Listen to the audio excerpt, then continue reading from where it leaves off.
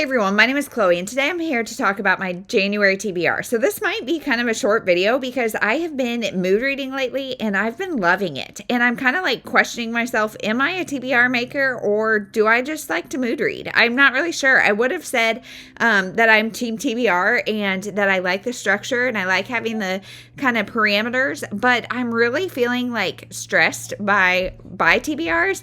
And so it's like not something I really am wanting to do. And I don't know like if this is a phase or if this is something that's it's just a holiday thing or a newborn mom thing or what it is, but I'm really kind of anti-TBR. And I have been seeing so many videos of year-long challenges that are coming up and they all seem so exciting and so fun and so creative, but honestly, it kind of stresses me out. And so I am going to be very minimal in my TBR, at least for January. I've been trying to think of different fun ways to make a TBR that is both fun and flexible, and I haven't really come up with it. I thought about doing, because you guys know I like to use all my different like resources for free books like Hoopla and different library cards and Spotify and all those things. And so I thought about doing spinner wheels, but I really don't have that many and Spotify just did a thing where like now some books are locked. I'm not sure what's going on with that, but yeah, so I don't know. And I've only got 4 books on Hoopla and 3 of them are nonfiction. And so I don't really want to do that. But one thing I am definitely going to do in January is Gabby reads. She loves Halloween, and so she does Winterween, and it's January 10th through the 16th, and she is a primarily thriller reader. Like I said, she loves Halloween, and so this is kind of a readathon for kind of spooky things. However, she is very, also reads some eclectic stuff, and so I'm going to take it loosely because you guys know that thrillers have also kind of been messing with my anxiety, and so we're just going to get into the prompts. We're definitely going to do this, and that I think is going to be the only readathon for January. So the first prompt is to read a book in the dark or at night. Too easy. I've got a newborn, like I said, and so I'm up in the night. That's when I do the majority of my reading anyway, so that's going to be easy.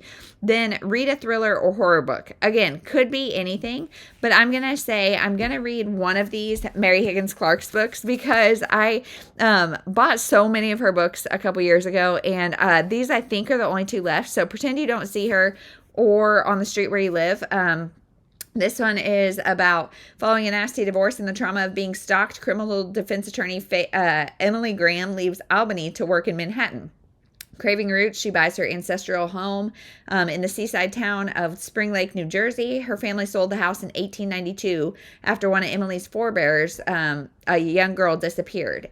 As the house is renovated and a pool dug, a skeleton is found and identified as Martha Lawrence, a young Spring Lake woman who vanished several years ago, etc., etc., etc. So there's that one. Or Pretend You Don't See Her. Let's see. This one is about a rising star on the Manhattan real estate scene. She's showing a Skyline co-op and she's witness to a murder. And the dying words of the victim, the dying woman is convinced the attacker was after her daughter's journal.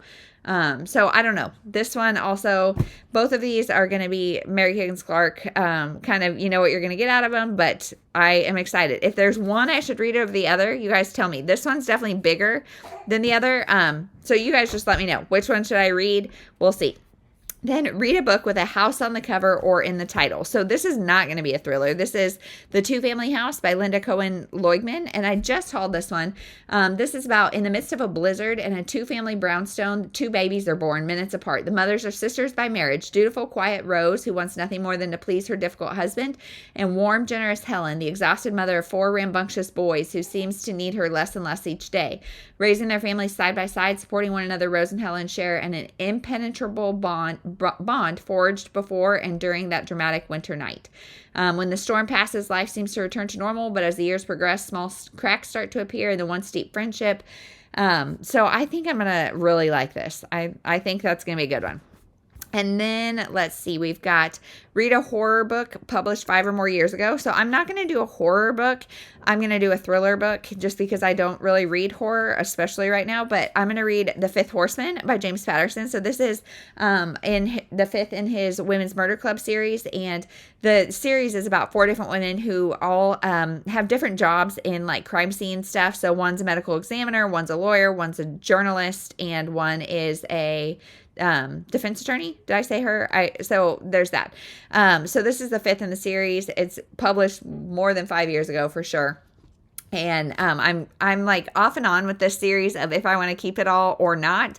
And so I'm going to just read the next installment, keep on keeping on. I have the first 8 and they're all in hardback, taking up some space. So if I don't like them, then I'm going to unhaul them. But 4 books in and I am not able to make a decision. But there we go. So that is my January TBR. I'm going to keep it to those 3 or 4 books. And if in the week of Winterween, I'm feeling more thrillers and stuff, I will pick up more. But I'm just going to be flexible. You guys, let me know what your stance is. If you're team TBR or team mood read, or if it shifts for you. I feel like it definitely shifts for me, where some seasons I love a TBR and feel like decision fatigue if I don't have one. But then other seasons I feel like suffocated by a TBR. So I'm not really sure what works best for me.